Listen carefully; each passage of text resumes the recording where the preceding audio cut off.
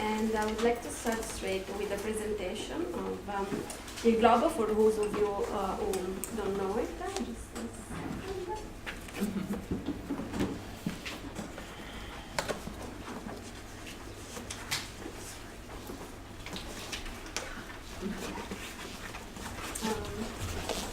I don't know if I can have a different screen. I'm not sure. Oh, okay, yes, sorry.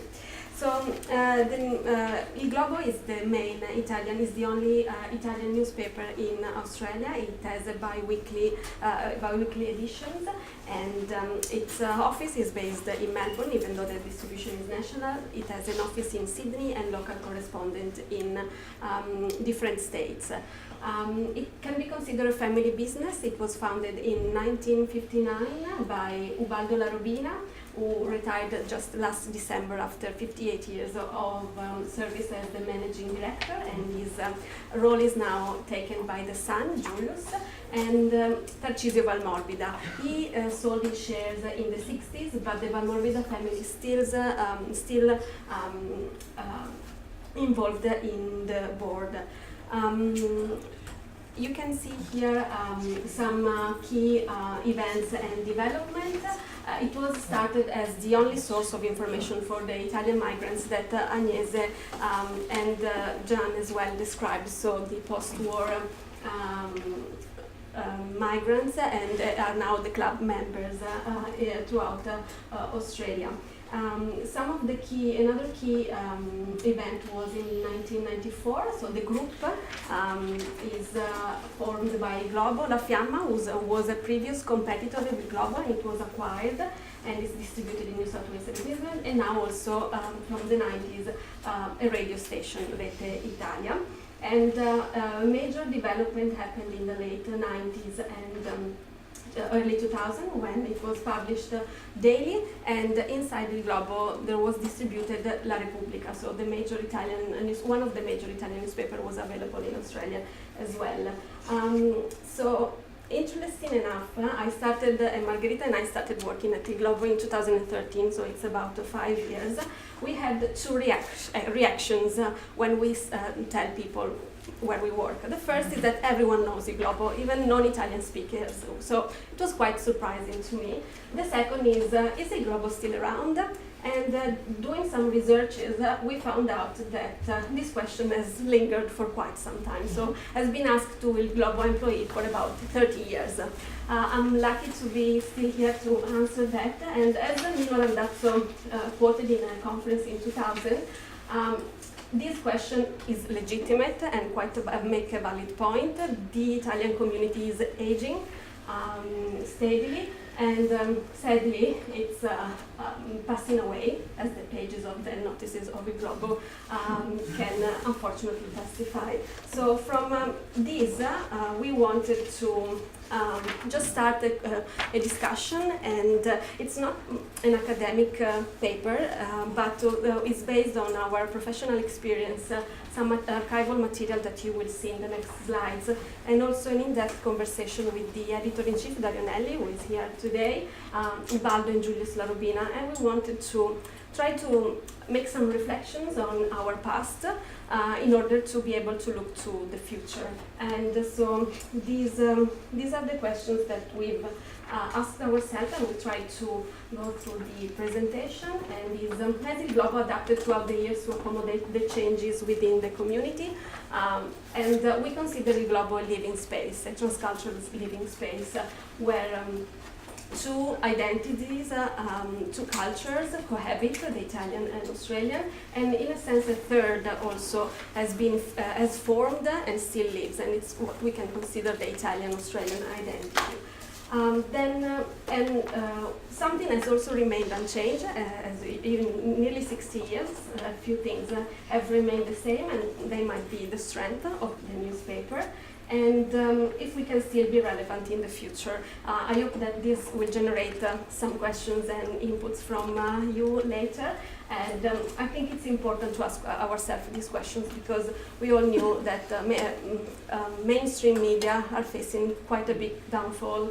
And so how can a newspaper be relevant today in Italian in Australia. So we start from the changes.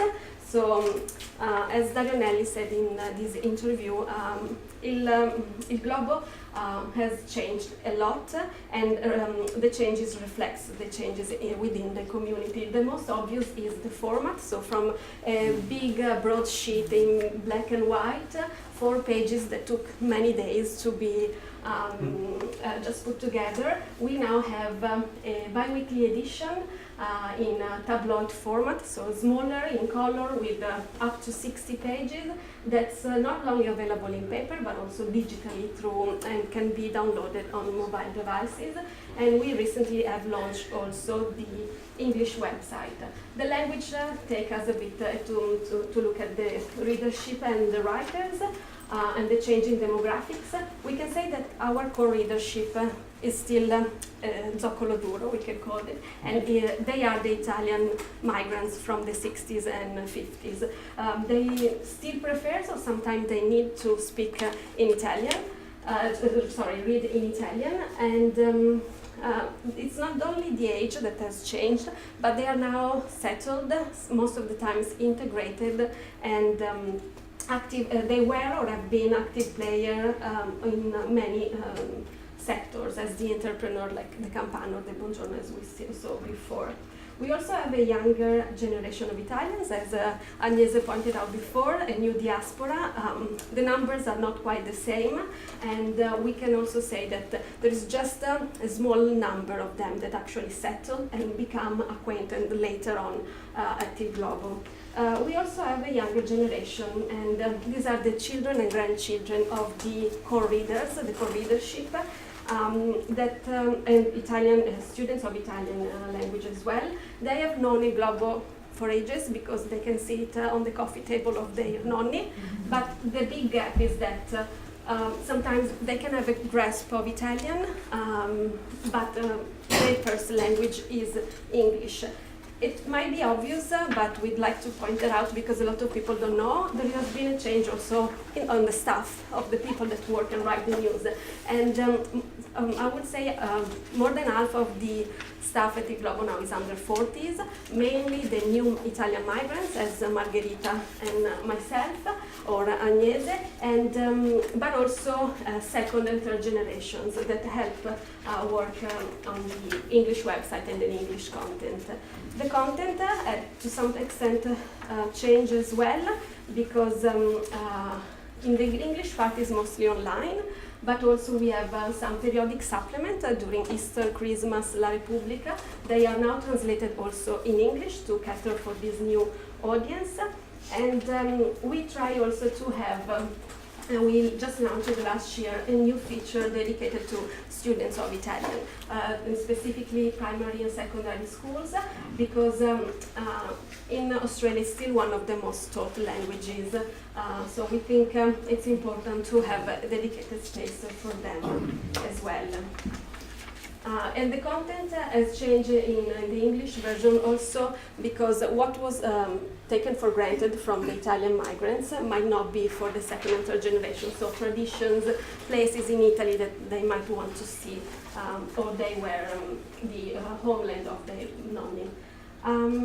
The way we write the news, this is an important change as well. So in the past, Il Globo was the main source of information, the only one available in Italian. Nowadays, you can access any kind of information in language just on your mobile device. So what you find on today's Il Globo, it's a more complex news. It's not the latest because you can check it on Facebook sometimes with updates, but it has more the vision and a summary of what has happened and what led to a certain news. And the example is the editorial that is published online as well in Italian on Australian politics, and it's written by Dario Nelli or Margherita Angelucci, who is the deputy editor-in-chief as well. And you, as you can see in the daily news in the past, in the daily edition that happened in 2000, sometimes they had to correct themselves also in the same edition. So there is one title by La Repubblica that said that there were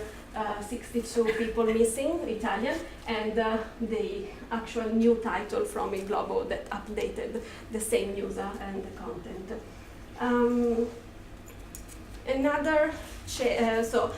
The changes are actually finished, so what has remained the same? So surprisingly enough, in 6 years, we have a few things that probably are our strength, that has still the same. For instance, the structure. So the sections that you will be able to see on the paper as well, we have some copies later if you want to have a look, are pretty much the same. So we have a focus on Italy.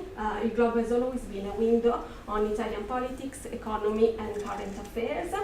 And today it's still the same, and we also try to include some regional news from the towns and villages where our readers came from, because you can, studying a bit, you can see that they come pretty much from the same villages around Italy, so they can keep connected to their roots. We have pages with world and Australian current affairs. And the Australian current affairs are still particularly important, but in the past they were the only way for the Italian migrants to understand the society they were settling in. So it was a simple way to understand what was happening and in their language. Today it's still interesting because it's the only Italian source of news that has very specific news about Australian politics. We also have a sports page, which are still a consistent part of the newspaper. In the past, they were actually pink, the color pink that tried to make a connection with La Gazzetta dello Sport, which I guess everyone knows. There was also an entertainment part, there still is an entertainment part with gossips and beauty advices. And then this is probably what we consider a really fundamental part of the newspaper, and it's the focus on the community. Sometimes if you look at the paper, they have the same relevance and the same layout of current affairs, Italian politics, and world news, because we consider they have the same relevance. They've been basically at the back pages. You can find the news and events of the Italian clubs that they can put for free and they can advertise to others. There are stories and articles, it's the community represented as a whole, as groups and associations, and as individuals, literally from birth to death. It's a meeting place. There are also a big space for advertisements, so Il Globo has always given space to companies to promote their services and products from the beginning. This is, we believe, a unique role that we have, and probably the strength, as all the other ethnic media in Australia, so Neos Cosmos for the Greek community, we always give the Italian community a space where they can express themselves, and not only we write about the community, but we write for the community. So a big work has been done throughout the years and still is trying to lobby for the Italian community rights from, and not only the Italian community in Australia, but in Italy as well. So we organized some appeals in the past, the Friuli earthquake or the Abruzzo earthquake, and there has been an overwhelming response by everyone. And in the past, we covered and were the spoke a body for instance, the riots in Bonegilla, the migrant camp, where Italian newly arrived migrants were protesting about their living condition and the fact that work wasn't available, even though it was advertised from Italy. And recently, there was an award-winning article by Margherita about the exploitation of working holiday visa in the farms, so in rural Australia. And this was the first article that we know of on the Australian press, and then it started a big case and also federal investigation. Il Globo has always been also an education tool. So, as it was mentioned before, a lot of the Italian migrants post-war, coming after the Second World War, sometimes didn't speak Italian. They speak their own regional or town dialect. So Il Globo was a way to improve the Italian lexicon and their language. And sometimes, especially with the radio, we still correct them and still promote the Italian language. And today there is we still try to educate our readers and also focusing on the Italian history and culture. So there are supplements that are dedicated to history or key figures in Italy.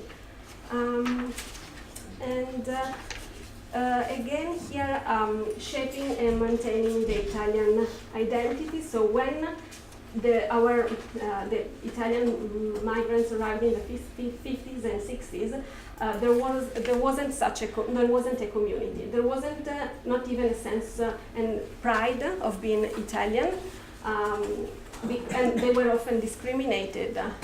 So Il Globo, with articles like Il nostro gusto si è imposto tra gli australiani, was trying to give a boost, in a sense, to the confidence of Italians, and it was able to nurture and support businesses and associations. Today, it still tries to maintain this identity. We find that second, third, and sometimes fourth generations born in Australia who speak mainly English still pride themselves as Italians. So they present themselves sometimes as Italians.